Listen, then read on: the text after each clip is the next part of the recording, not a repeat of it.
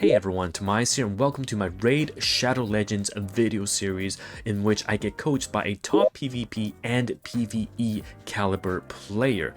And of course, follow alongside my journey if you're starting a brand new account or just checking in to see if a brand new player like me can start fresh and end up at the top. Welcome to the Raid Shadow Legends beginner series.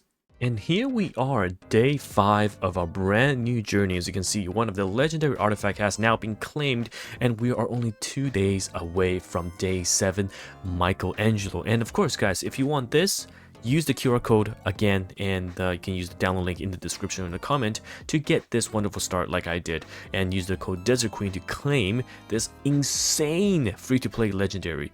I showed you guys in the previous video how strong she is, and let me show you some of the progression we have been making, because if you take a look at the dungeon, Arcane Keep, we pushed all the way to 17 with pretty much her soloing, which is insane. And I'm going to push some Dragon Slayer as well as Ice Golem. I believe we're up to 14 now. 13 is when we start seeing some really good gear, so we got to push that, and that is kind of our goal as we push further into the progression. Now we've got our level 60k already, and the Desert Queen is almost 60, and we are working on the last 3 units that our coach of course said Mordecai is going to be part of that team, Uugo as well as Stag Knight. Now Uugo is 100% free if you use my link to download the game. At level 20 I believe you get a free copy, and yeah, she has been putting in a lot of work with her defense down, block buff, and the ability to cleanse and heal as well. So give her some HP and she's gonna put in a lot of work. So that's where we've been going.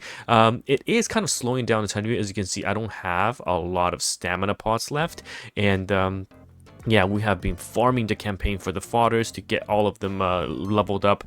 Stage 6 is where we are going with. Try to get that 5-star speed boots, right? That is going to be super important, because at level 16 it's a 40 speed stat, which is very nice, and we did get some, so we are kind of working on that, and slowly but surely going to equip our dragon team to make sure they are ready going into the fight. So that's where we are at the moment of day 5, kind of starting out. We're slowly but surely getting there, getting all of the good stuff. If you have followed my journey, make sure, okay, and I've been slacking a bit, but make sure you are doing your arbiter missions, because you can see I have done a lot of these later on in the quest, but I haven't claimed everything in between, right? Because you do get stamina in there, so make sure you're doing that, because yeah, it's gonna be some gated progression between if you are not following along. So make sure you do arbiter missions and do the arena religiously, join a clan, and yeah, let's follow along my journey as we have essentially done a lot more farming, and we're gonna keep going at it to get the rest of our 3 unit level 55 star, and then we'll have the 2 level 60 plus the 3 level 50s to go into some pretty much mid-game gear farming. Alright, and all that farming has made us level 36 now, so it's going to be a good time to take a look at some of the new features we have unlocked. And of course, we've got our coach with us once again, so let's take a look at the Forge. Okay, so we have the Forge. The Forge is really useful for progressing your gear further. Alright, so as you can see, you can craft some pieces with a Mage Steel is the first resource code. You get it from doing Classic Arena, like 99% of it, so you should definitely be doing Classic Arena to get some more. The second material, especially for the top sets, the first 2, are primarily gained from events, and it's not really something you gain easily, so yeah, keep that in mind. And the third material is the epic and legendary ones come from faction wars. So what you want to do is ideally progress your faction wars every single day and use up the keys that you get daily, because you get those materials from there, rare, epic and legendary, which you can use to craft perception gear, which is actually the most important set for you at the moment in terms of progression, because it gives a lot of good stats, which are accuracy and speed. All right, okay, so 40 accuracy, 5% speed, and it's on a 2 set as well. We have the resources to craft 3, I believe. So I'm gonna assume that we always Yep, go for the that's right. highest rarity. Yep, you go for the highest rarity and also use some charms. So charms drastically improve your chances of getting better pieces in terms of rank and rarity, as you see, the golden one and the pink one, the purple I mean. So you always wanna use those whenever you craft some pieces, unless of course you don't care about the set that you're crafting. Then you can skip using those. Okay, so always use the gold and the purple one if we can. All right, so here we go. Right, yeah. Let's craft some perception, see what we get with 3 chances. And, ooh, exciting. Oh, attack chestplate. This is pretty good, isn't it? This piece is not the best because Ooh. it doesn't have crit rate, for example, or crit damage to help your nukers, but it does have accuracy, so it actually can be used at some point on some champions that actually need only attack and accuracy, but yeah, it's nothing special. All right, let's go for another one.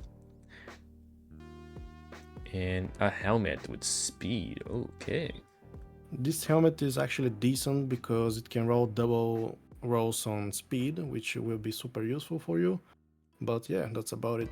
You're looking for nice. speed. And our last one is going to be HP chestplate with crit rate and attack percentage.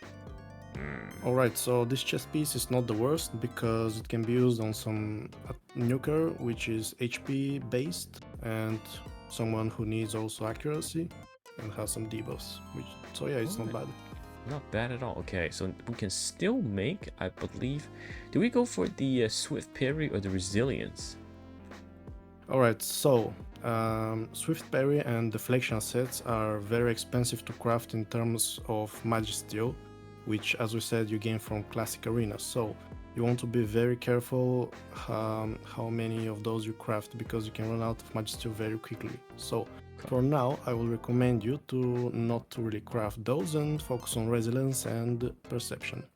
Okay, so we have 3 here as well, and we also got 3 rank charms, so this is perfect. Let's see what we get. And gauntlet with some resistance, accuracy, and defense. Unfortunately, that glove is really bad because the main stat is flat and not percent. So the gloves, the chest, and the boots, we always want percentage. That's right, yeah. All right. So this is speed and crit rate. Shield, yep. And the last one is going to be, give me a speed boots. Come on. Ooh. That's alright. You can put that on a HP based nuker because the set itself gives some bonus HP as well. Okay, so not bad at all. And we also have some relic crafting as well in this. Is this worth doing it with these resources? So yeah, usually what you want to do is always use 100 of the same type of resource that you get. You never want to mix rarity, at least for now, and generally speaking you shouldn't. You can mix different, for example, you have rare from one group of resource materials and you can mix from another group another rare, but yeah, different rarities like epic with rare you shouldn't, but for now you can craft that one for sure. All right, let's see what we get. And that is going to be a blue one. Heals and turn meter increase effects applied to the allies are. This is actually 50. One of the better rare relics. It's quite decent for sure. Very nice. Okay, so yeah, we're gonna be doing this, and now I understand what these materials are from. I'll definitely be looking at them more closely during events to make sure I get more of these, and doing faction wars for sure.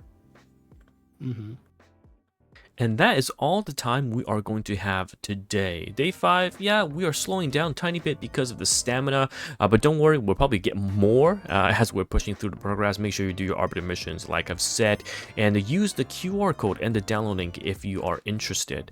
We definitely need to take a look at the Dragon Slayer. Hopefully tomorrow I'll be done with my level 50s so that we have a full set of teams. Gonna upgrade some of these characters with their gear as well to at least plus 12 and then push through the Dragon Lair. I want to get at least 14 if not 15. I think 13 is the first cutoff and the next should be 16 or 17. We'll find out tomorrow in greater detail, and I'll show you guys how I'm farming the Dragon Lair, which drops some important speed, both lifesteal and speed. So until then, thank you so much once again for watching this video, and it's Tomias here, and I'll see you guys in the next one. And goodbye now.